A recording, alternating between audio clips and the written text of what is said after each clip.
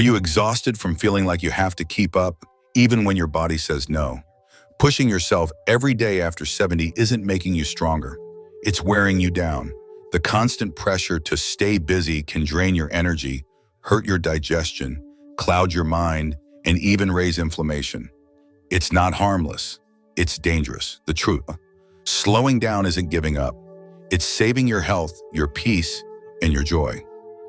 In this video, I'll show you 8 harmful habits you must know after 70. Not opinions, real steps, backed by studies and real stories. If you're tired of feeling drained, if you want less stress, clearer thinking, and more time for what really matters, stay right here. You deserve a life that feels good, not just long. And if you've ever felt relief by saying no, resting, or simply doing less, tap like and share your story in the comments. I'm listening. Number 1, Lazier about trying to please everyone. Let's talk about Helen. She's 73 now, and for most of her life, she was the one everyone could count on. Need cookies for a bake sale? Helen's got it. Need a ride to the airport at 6 a.m.? She's your girl. Need a shoulder, a casserole, a helping hand? Helen would say yes before you even finished asking. On the outside, she seemed like the most generous, warm-hearted person you could meet. But inside, she was tired, worn down, quietly burning out. One day, after yet another busy week of helping everyone but herself, Helen paused. She realized something had to give. So she started small. She said no to one event, then another. She stopped apologizing for needing rest. Instead of jumping in right away, she began saying, "Let me think about it," giving herself space to decide if it felt right. And something incredible happened. She got her energy back. She laughed more, slept better, and she wasn't angry or bitter, just lighter, more at peace, more joyful. There is actual science behind this. The Mayo Clinic found that people who occasionally put their own needs first have lower stress levels and even healthier hearts. It is not about being selfish. It is about balance. You cannot pour from an empty cup. So here's a gentle tip you can try. When someone asks for your time or help, do not feel pressured to give an instant answer. Say, "Let me think about it." That little pause gives you control. And once a week, take a few quiet minutes for what I call an energy check. Think about what lifted you up this week and what wore you out. That simple habit can help you make better choices for your health and happiness. It is okay to care about people, but it is also okay to care about you. Just like Helen, you can still be kind and loving without saying yes to everything. Number 2, Lazier about watching the news all day. Ron is 78 and used to spend over 5 hours a day glued to cable news. Every day, same cycle, bad news, worse news, more opinions yelling over each other. After a while, he started noticing how tense he felt all the time. His sleep got worse. He was anxious, even angry, and he could not explain why. Then something shifted. He decided to cut back just 30 minutes a day to catch the headlines. And that was it. He filled the extra time with walks in the park and calming music. And you know what happened? His sleep improved, his mood lifted. He stopped feeling like the world was collapsing. It is not just Ron. A Harvard study found that watching too much news can raise cortisol, that stress hormone that keeps your body on edge. When you constantly take in negative stories, especially alone, it changes how you see the world. It can make everything feel more dangerous than it really is. Now, we are not saying stop watching the news completely. Staying informed matters. But too much can wear you down. Try limiting it to 30 to 60 minutes a day. And maybe pick 1 or 2 days each week to go totally news-free. Give your brain a break. Instead, fill that time with something that lifts you up. Try a podcast that makes you laugh. Watch a nature show, listen to your favorite music, or call a friend. Just something that reminds you the world still has beauty in it. Let us know in the comments, how many hours of news do you watch a day? And if you have already cut back, how did that change how you feel? You are not lazy for stepping away from the news. You are protecting your peace. That matters. Number 3, Lazier about over-controlling your diet. Doris is 76, and for years, food was like a checklist.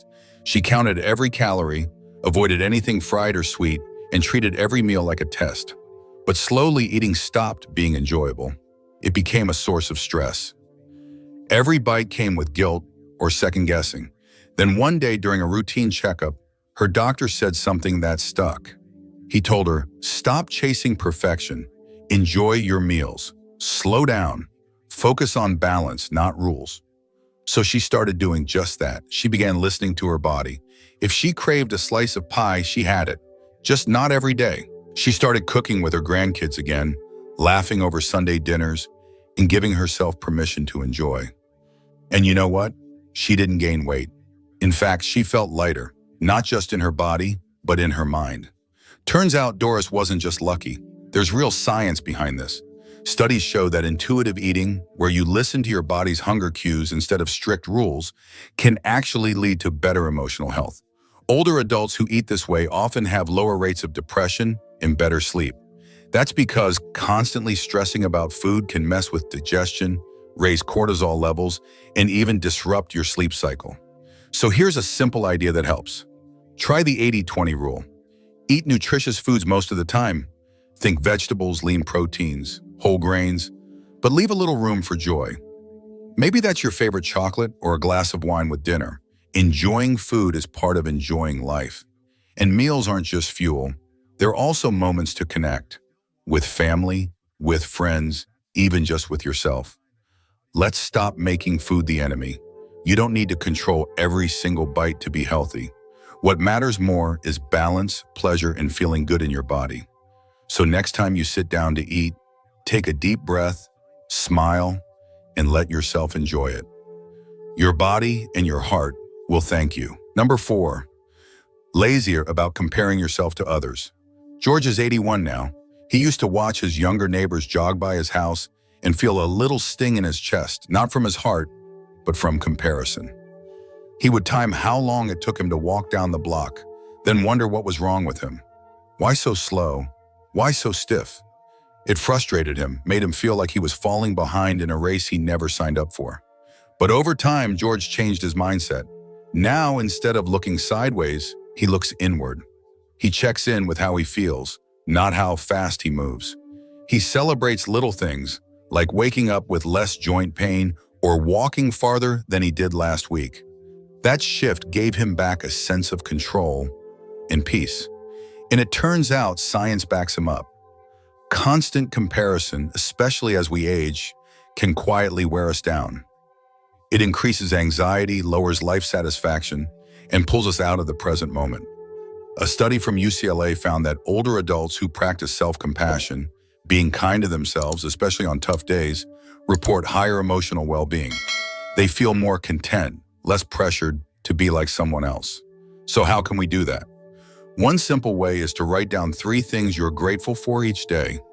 It can be something small, a warm cup of tea, a friendly chat, or a moment of clarity. Gratitude helps shift your focus from what you lack to what you have. And if scrolling social media or reading those community posts makes you feel less than, take a break from them. You're not here to compete. You're here to live your life at your pace, with your story, in your own time. Number 5, Lazier about arguing with others. Have you ever noticed that as we get older, the urge to argue just fades a little? That fire to win every debate, prove a point, or make someone see it our way, it starts to feel more tiring than rewarding. Carol, who's 74 now, used to jump into political arguments with her family all the time. Every dinner turned into a mini debate. But over time, she realized something. Those arguments were only leaving her upset, and nobody was changing their mind anyway. So she made a quiet decision to choose peace over being right. Exciting. And guess what? Her relationship started to blossom. Conversations became warmer, her family opened up more, and suddenly there was laughter again at the table. Science actually backs Carol up. According to research from Johns Hopkins, chronic arguing, especially with the people closest to us, can increase the risk of heart disease. It raises stress hormones, spikes blood pressure, and over time puts serious strain on your heart. On the flip side, letting go of conflict can do the opposite. It helps lower blood pressure, reduces stress, and brings us closer to the people we care about. Now, this doesn't mean you stop having opinions or stay silent forever. But there's a gentle skill called silent empathy. It means you listen, really listen, without needing to jump in and respond. Let the other person feel heard. And if things start getting tense, a simple phrase like, "I hear you, let's agree to disagree," can change the whole tone. You are not giving up. You are choosing calm over chaos. And that's a powerful kind of strength. The next time you feel the heat rising in a conversation, pause, breathe. Ask yourself, is this really worth my peace? Most of the time, it is not. Number 6, lazier about keeping a perfectly clean house. Margaret is 79 now, and for most of her life, she was a perfectionist when it came to cleaning. Every corner had to sparkle, every cushion had to be straight, and not a speck of dust in sight. But the truth is, it left her drained. She'd spend the whole day scrubbing, then collapse into bed too tired to enjoy anything else. These days, Margaret does things differently. She breaks her house into little zones and only cleans one area at a time. She also gets help with the heavy lifting. That way she can still keep her space fresh, but now she has the energy to spend hours in her garden or curl up with a good book, which brings her real joy. And actually, science is starting to agree with Margaret. A study from Northwestern University found that excessive cleaning is linked to higher anxiety levels in older women. Think about that. Trying to keep a spotless house can actually make us more stressed. On the flip side, a little clutter, like an unmade bed or some dishes in the sink, is not a health risk. What is risky, though, is pushing our bodies too hard.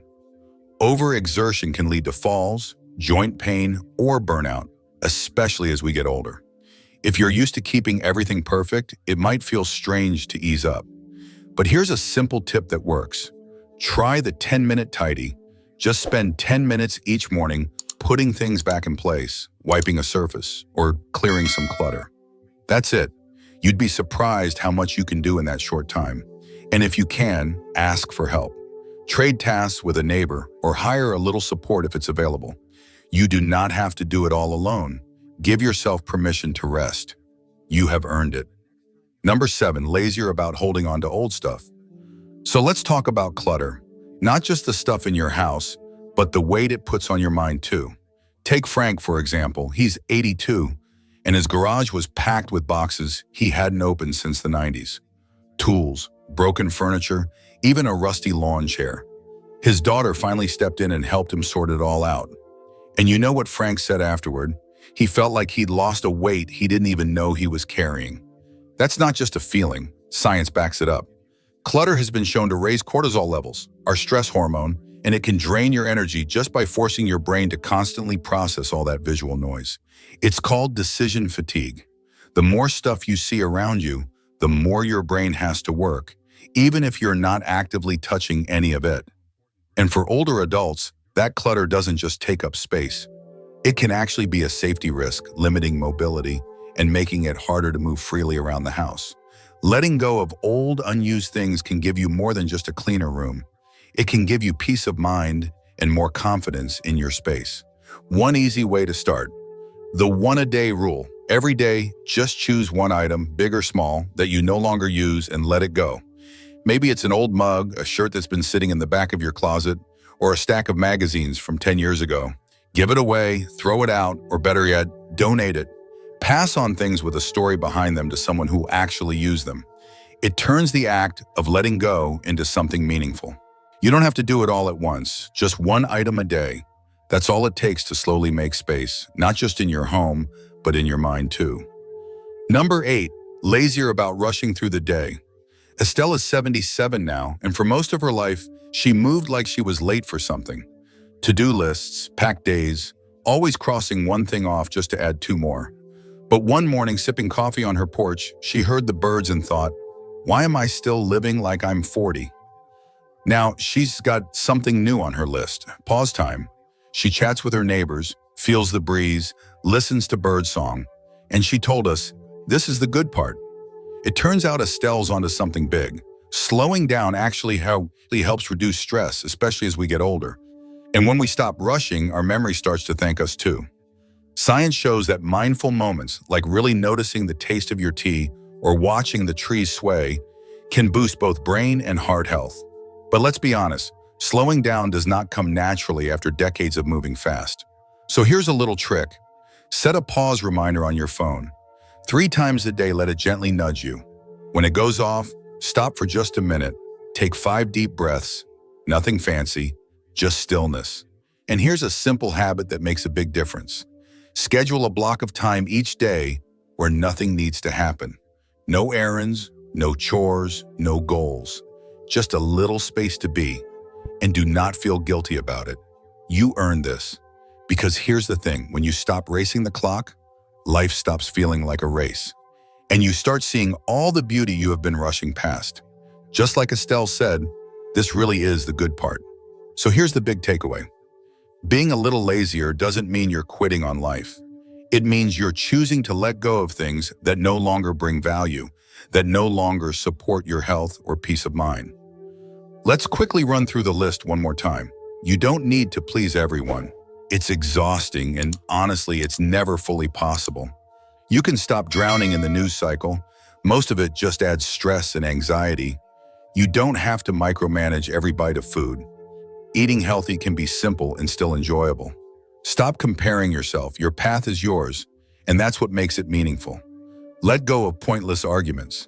They only drain your energy and rarely change anything. You don't need to clean obsessively.